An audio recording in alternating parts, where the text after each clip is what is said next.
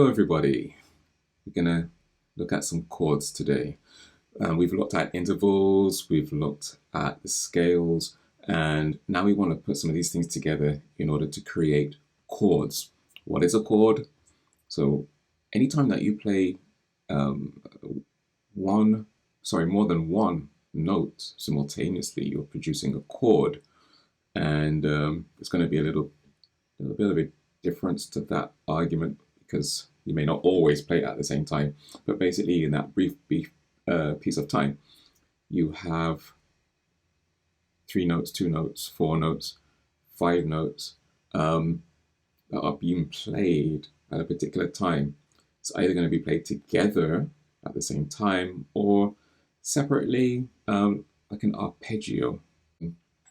What we want to do is just to understand how do we construct the chords, and as usual we'll be doing this in the key of C, since that will be more straightforward. But all of these things that we are going through, we have to apply it to other keys as well. So let's get started. Okay, so we're looking at the major scales, and the major scale that we've been focusing on is the scale of C. And remember the scale of C, start here, it's all the white notes.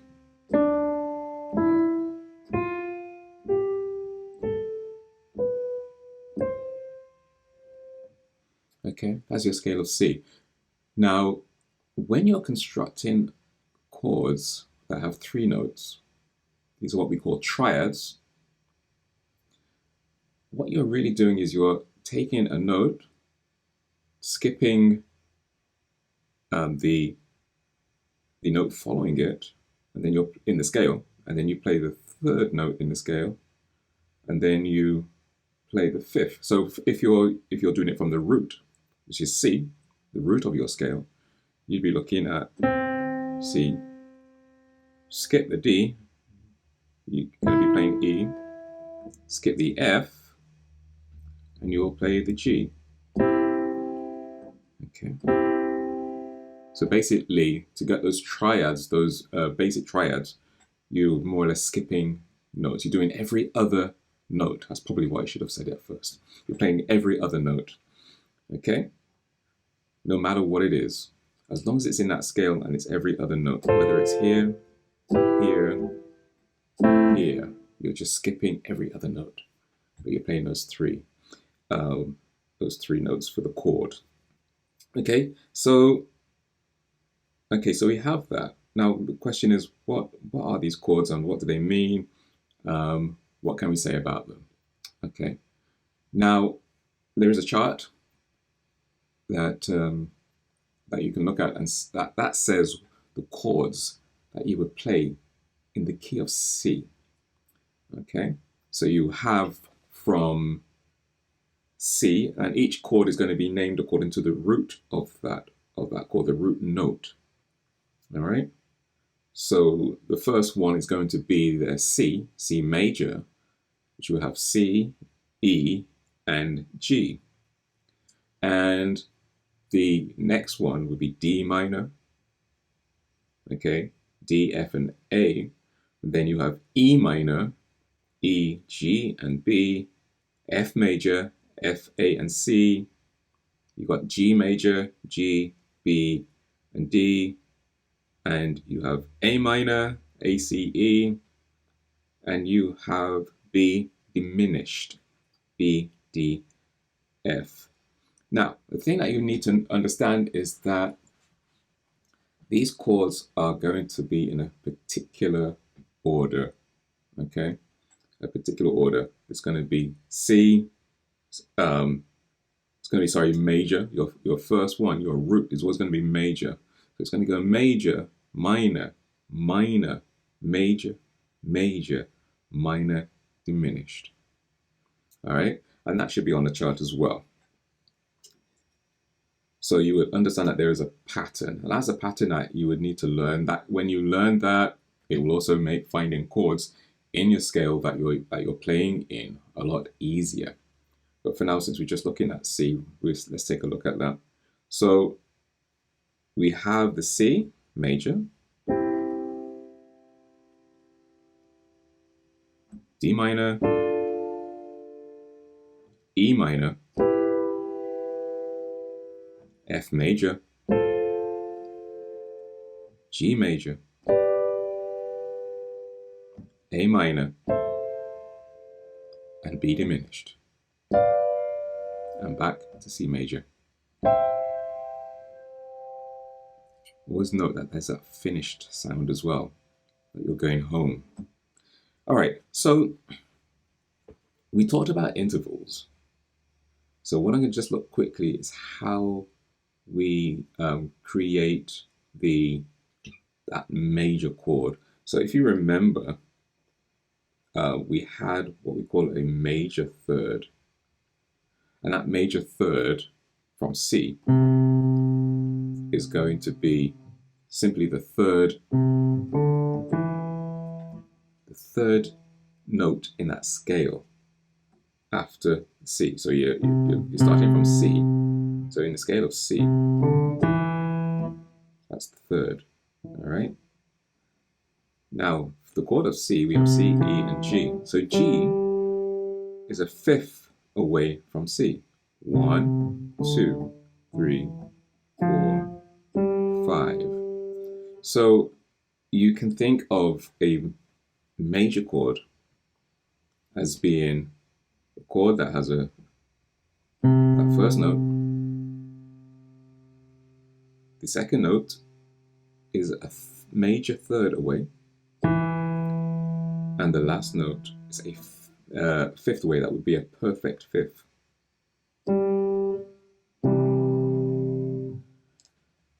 And so that is how the intervals come into this. There is another way of looking at it that I won't get into because I don't want to confuse at this point.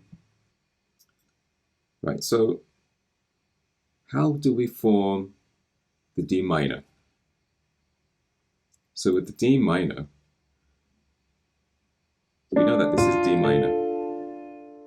But what we need to know is, how did we get that minor? So it is made from a minor third. This is a minor third. In the scale of D, your scale of D will start this way. Your F sharp is your major third. To get the minor third, you got to bring that down 1 semitone. So that's your minor third. And you add your fifth, and you have D minor. All right? So that's what you just need to remember, how this is structured. So your major chord is going to be a major third, with the other note being a fifth away from the root, from your C, or in this case a C. And with the minor chord, which is a minor third, and you add on your fifth note, or your other note for this purpose. Trying to keep it simple. Okay, so what we want to do is just to group these chords into major, minor, and diminished. We have 3 major chords in each major scale. So in the scale of C, it's going to be C, F, and G. And what I want you to think of is think of this in terms of numbers. Okay, so your root is always going to be number 1, which is represented in books as a capital I. Your 1 chord. That is your 1 chord. And your 4 chord, which is F, so it's going to be 1, 2, 3, 4. Your F major is going to be a 4 chord. And your other major chord, which is G in this case, is going to be your 5 chord, represented as a V. The 4 chord is represented as IV. We are talking about capital IV and capital V in Roman numerals. So, so you have your 1, 4, and 5 chords in major. That is something to remember because there's a lot of songs, particularly calypso songs or very quick songs, that will only use those three chords, just major, very happy songs. So, you know.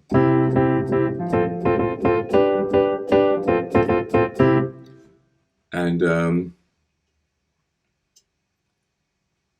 with that, you just need to be able to remember that 1, 4, 5. That is going to be a basic thing. So if I say play a 4 chord, you're going to be playing a 4 major. Play a 5 chord.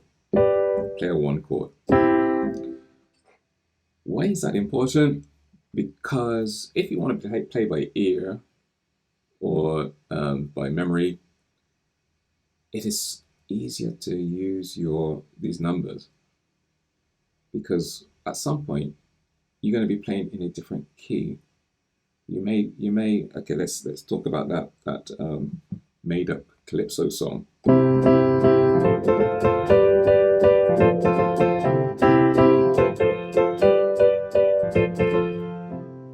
As in C. But suppose I wanted to do it in G. That's this scale. And this is going to be your 1. Chord is going to be G major. C major is going to be your 4 chord. 1, 2, 3, 4. And 1, 2, 3, 4, 5. D is going to be your D major. Your 5, sorry, is going to be your D major. So then it's going to be this.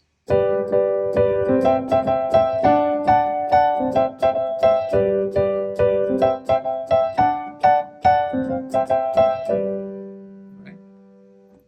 So that allows you to change key. Right. So the other ones, the 2 chord is going to be your 2 minor, which is D minor. 3 minor would be your E minor, in the scale of C we're talking about.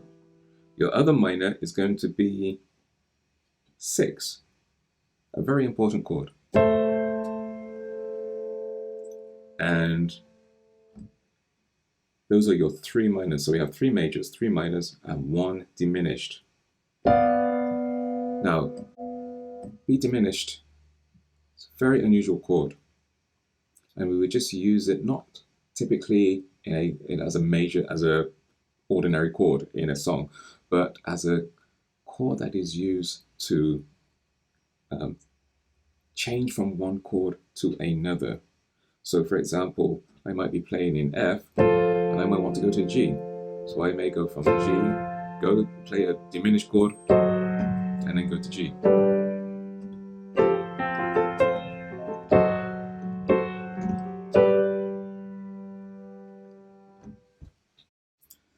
Okay, so we're looking at scale degrees. With scale degrees, we're just numbering each note in a scale. So in the key of C, this would just be 1, 2, 3, 4, 5, 6, 7. That would be still 1 or 8, 9, 10. So some numbers can have, let's say, multiple numbers, but we want to use those numbers to make things easier. We talked about 1 chords, 4 chords, 5 chords in terms of major, or 2 chord, 3 chords in terms of minor, 6 minor, 7 diminished. And what this does is allow you, just like with the chords, to change scale, to be in different scale, to talk in terms of the degree, rather than saying, trying to remember what the chord is for a particular scale. Remember the number. That's a lot more helpful, especially since the degree of a scale has a particular function, just like I talked about how in the scale of C, that's Do, which is resting. So that 1 chord is going to be a resting chord no matter what it is. If I'm playing it in F sharp, that's going to be your resting chord. Okay, that F sharp is resting there in that scale. And also, we're not just going to look at it in terms of the chords, it is the actual notes as well. So, you want to be able to say you're going to play the sixth note, which is going to be A in scale of C. Now, I talked about how these, that the degree of the scale has a particular function. And, well, let's consider this, for example. Now, there's a kind of a sound I can't really explain. I can't describe it. It's better to hear it. So you may be playing a song, let's say 1, 4,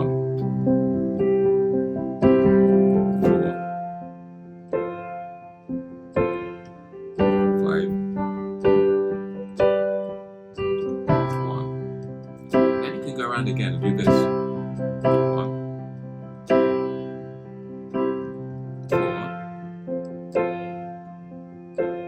4, 5, and then 6. 4 back to 4.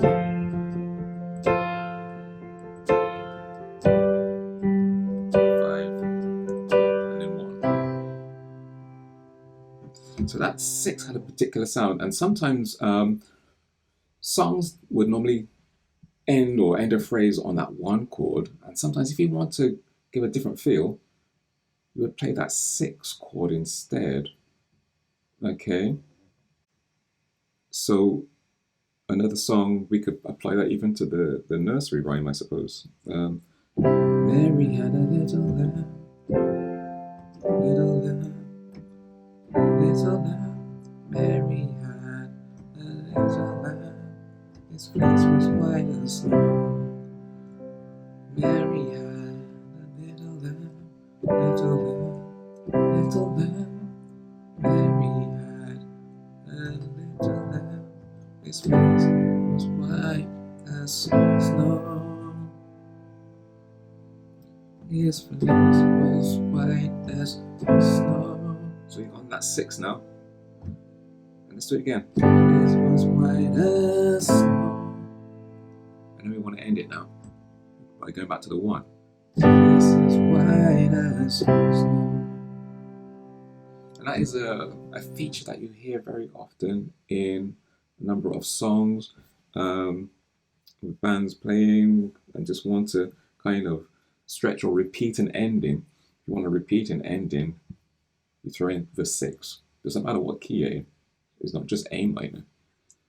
But you just want to throw in that and say, well, yeah, let's just put in the 6. Okay, somebody might say, give you that little sign and say, let's go around again, or go around again, or whatever their symbol they're going to make, sign they're going to make, and then go to that 6 just to give it a little bit of a pause. So that's what I mean about function. Okay, and often like the 5 chord will often lead to the 1 chord. Is fleece in the 5th chord, as white as snow in the 1 chord. So do,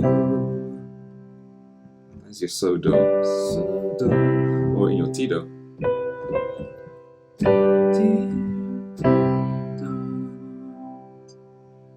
Okay, that 5 chord has a strong pull. It wants to go back to that 1 chord. Okay, such that if you're playing a song and it's going to 4, and then back to 1, you can just insert the 5 in there because it sounds so nice to just get to that 5 so you can go back to the 1. So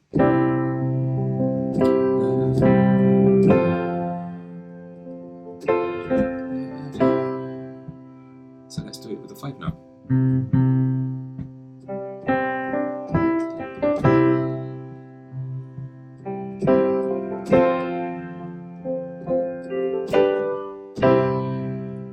So just briefly put in that 5 because the 5 wasn't really part of the song, this imaginary song.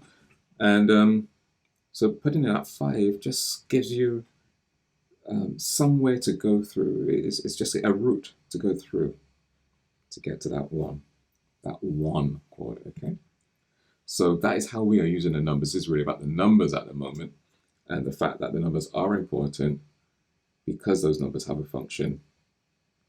All right, and you can learn things like particularly with hymns and older songs, the two major, like instead of playing the two minor, two major, right? Which I won't show now, but those are little functions that can be so helpful to know. And you also have the diminished. The diminished will lead you also into a transition you to a chord that you want to. You can almost play any diminished chord to get into another chord. Okay, but that is another lesson. Okay, so thank you for staying with me today, and if there are any questions or anything that might have been a bit confusing, a little bit rushed, apologies, but you can let me know. Bye.